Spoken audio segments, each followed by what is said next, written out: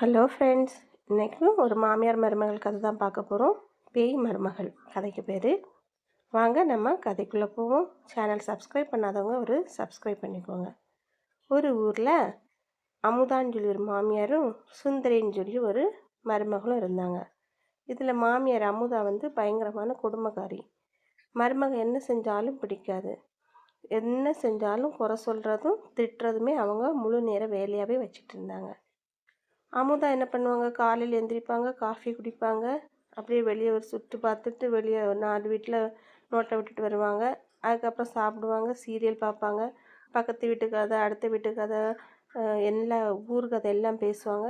திருப்பி சாப்பிடுவாங்க, டைம் கிடச்ச மதியம் தூங்குவாங்க, சீரியல் பார்க்குறாங்க. இப்படியே அவங்க வாழ்க்கை, அவங்க நல்ல வயதான காலத்தில் உள்ள வாழ்க்கையை அவங்க என்ஜாய் பண்ணிகிட்ருக்காங்க.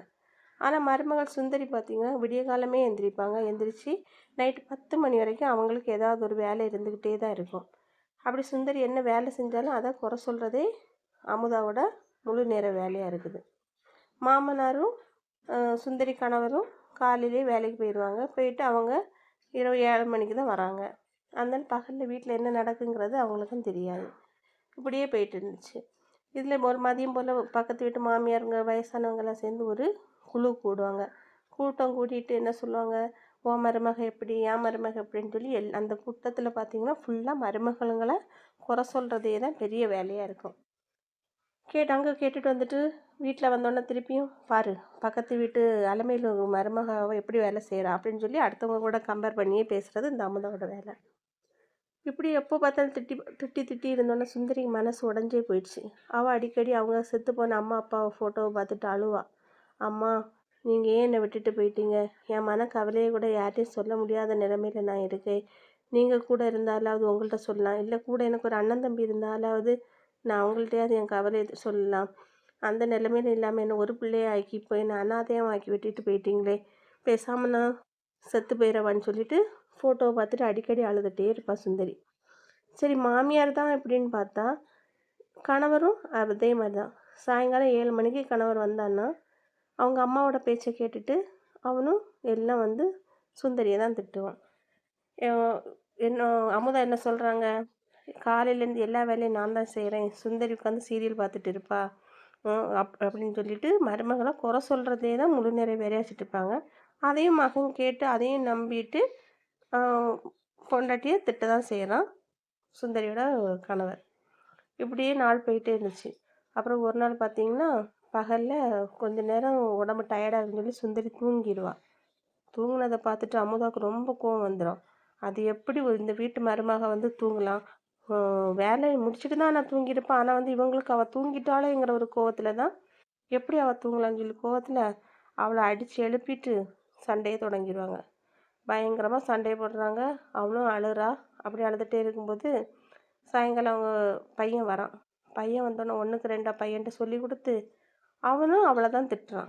திட்டுனோன்னே இவள் திரும்பி நைட் எல்லோரும் சாப்பிட்டுட்டு முடிஞ்சோன்னே இவள் வெளியே உட்காந்து கிணத்து பக்கத்தில் போய் உட்காந்துட்டு அழுதுகிட்டே இருப்பாள்.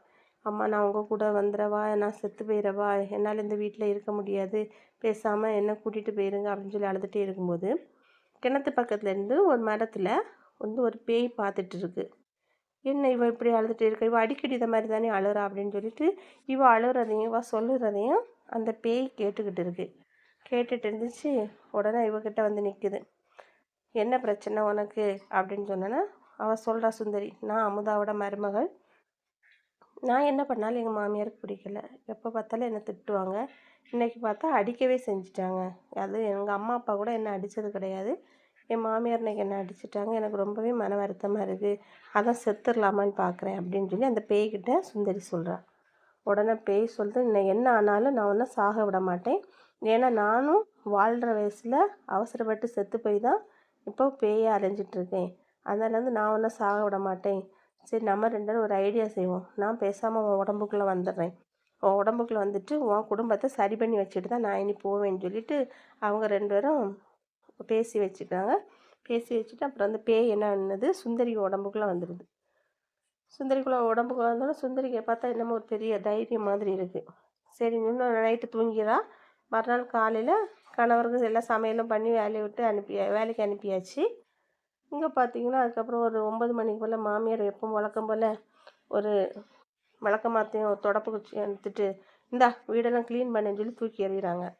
உடனே சுந்தரி உடம்புல இருக்கிற பேய் அப்படியே எழுந்திரிச்சு நின்றுட்டு, ஏன் நான் செய்யணும், நீயும் பெண் தானே, நீ செஞ்சா என்ன அப்படின்னு சொல்லி எதிர்த்து கேட்குது. ஆனால் வந்து அமுதாவுக்கு தெரியாது சுந்தரி உடம்புல பேய் இருக்குன்னு.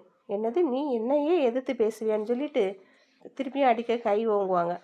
கை வாங்கணும் அந்த பேய் வந்து சுந்தரி அமுதாவோட கையை பிடிச்சிட்டு, இந்த வேலையெல்லாம் என்கிட்ட வச்சிடக்கூடாது, நீயும் பொண்ணு நானும் பொண்ணு, உனக்கு முடியலைன்னா அந்த வேலையை நான் செய்வேன், இப்போது 2 பேரும் ஷேர் பண்ணி செஞ்சுக்கிற தப்பு கிடையாது, நீ ஊர் நியாயம் வெட்டி நியாயம் பேசுகிறதுக்காக என்னை வந்து உன் வீட்டு வேலைக்காரி ஆக்கிட்டு இருக்கிறேன்னு சொல்லிட்டு அந்த சுந்தரி உடம்புக்குள்ளே இருக்கிற பேய் சொல்லுது. சொல்லிவிட்டு அமுதாவை அப்படியே தள்ளி விட்டுருது. உடனே அமுதா அப்படியே போய் சேரில் உட்காந்துட்டு, இவளுக்கு அவ்வளோ தைரியம் வந்துடுச்சா அப்படின்னு சொல்லிட்டு யோசனை பண்ணிட்டு இருப்பாள். அதுக்கப்புறம் பார்த்திங்கன்னா அவள் வந்து வீடெல்லாம் கூட்டி தொடச்சிட்டு இருக்கும்போது சாயங்கால நேரத்தில் கொஞ்சம் அதுக்கப்புறம் பயந்து கொஞ்சம் கொஞ்சம் வேலை செய்கிறான் அமுதா காலையில். அப்புறம் சாயங்காலம் பையன் வர நேரமாக பார்த்து வீடை கூட்டிகிட்டு இருப்பாள். ஆனால் சுந்தரி என்ன பண்ணுறா, அவள் சோஃபாவில் உட்காந்து டிவி பார்க்க அப்போ தான் ரிமோட் எடுத்திருப்பாள்.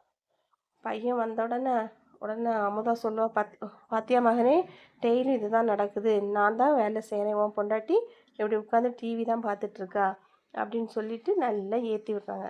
இதை பார்த்த பேய்க்கு கோவம் வந்துடுது. அமுதா உடம்புல சுந்தரி உடம்புலேருந்து பேய்க்கு கோவம் வந்துடுது.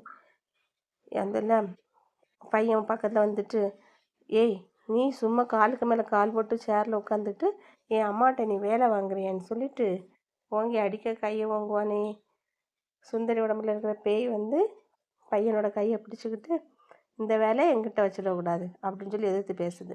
நான் வேலை செய்யலைன்னு பார்த்தீங்களா, உங்கள் அம்மா பாதி நாள் நான் செஞ்சாலுமே செய்யலைன்னு சொல்லி உங்கள்கிட்ட பொய் சொல்லி தந்துட்டுருக்காங்க அப்படின்னு சொல்லிட்டு அது மாதிரி பேசும். அப்போ வந்து அவனுக்கு ஒரு மாதிரி என்னடா அமைதியாக இருந்தவன் இப்போ என்ன இவ்வளோ வாய் பேசுகிறாளே அப்படின்னு சொல்லிட்டு, என்ன ஆச்சு உனக்கு, என்ன ஆச்சு அப்படின்னு கேட்குறான். எனக்கு ஒன்றும் ஆகலை, இதுதான் என்னோடய சுய உருவம் அப்படின்னு சொல்லி அந்த சுந்தரி உடம்புல இருக்க பேய் சொல்லுது.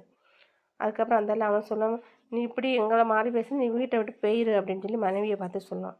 உடனே அந்த சுந்தரி உடம்புல இருக்கிற பேய் கோவம் வந்து சுந்தரி உடம்புலேருந்து வெளியே வந்துடும். அந்த பேய் வந்துட்டு, அது எப்படி நீ வந்து அவன் மனைவியை வந்து வீட்டை விட்டு போன்னு சொல்லுவா அப்படின்னு சொன்னோன்னா, அதில் உனக்கு என்ன பிரச்சனை அப்படின்னு கணவன் கேட்பான்.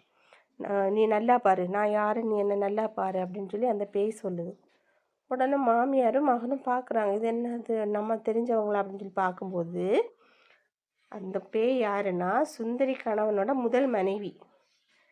அப்போது அந்த பேய் சொல்லும், நீங்கள் என்னையை வந்து இப்படி கொடுமைப்படுத்தி டார்ச்சர் பண்ணி தான் என்னை வந்து இங்கே இந்த குடும்பத்தில் வாழ விடாமல் என்ன தற்கொலைக்கு தூண்டினதே நீங்கள் 2 பேரும் தான்.